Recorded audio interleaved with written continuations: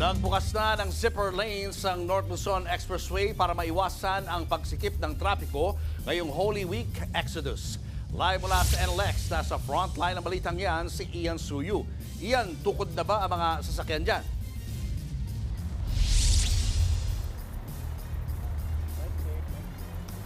Julius, tuloy-tuloy lamang ang pagpasok ng mga sasakyan ngayon mismong peak hours ng Holiday Exodus dito sa North Luzon Expressway o NLEX ngayong gabi.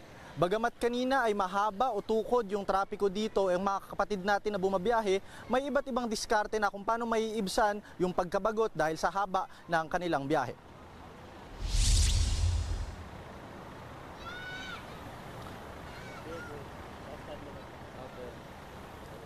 Bandang alas 12 ng tanghali kanina nagsimula ng dumami ang mga sasakyan sa Balintawak Toll Plaza. Inaasahan naman na raw ng pamunuan ng NLEX na mangyayari yan ngayong araw. Hindi bababa sa 385,000 na mga sasakyang panorte ang dadaan ngayong araw.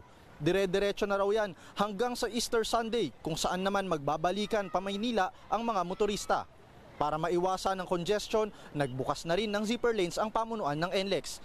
Binuksan nila kaninang tanghali ang Balintawak hanggang Marilao southbound. Bukas na rin ang bahagi ng San Fernando hanggang Dau hanggang Huwebes Santo.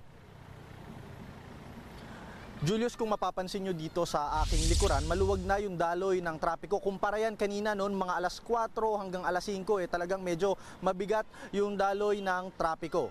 At mahigpit pa rin ang monitoring na isinasagawa ng NLEX ngayon. Kung mapapansin niyo sa live feed ng NLEX, may bahagyang pagbigat ng trapiko sa ilang mga kalsada lamang, kabilang na dyan sa may Mindanao Toll Plaza, pati na rin sa may Kawayan Interchange, pati rin sa northbound at southbound ng San Fernando Interchange. Medyo nagsisimula na rin yung build up. Pero pagdating dito sa Balintawak, pati na rin sa NLEX Harbor Interchange, ay dire-diretso po ang pag-andar ng mga sasakyan. Julius, mahalagang paalala na rin sa ating mga kapatid na bumabiyahe na panatilihing maging kalmado at pasensyoso sa gitna ng daan bilang parte na rin ng diwa ng Semana Santa. Yan muna ang latest dito sa NLEX. Julius? Maraming salamat, Ian Suyu. Mga kapatid, Julius Babaw po. Iba na ang may alam at may pakialam sa panahon ngayon.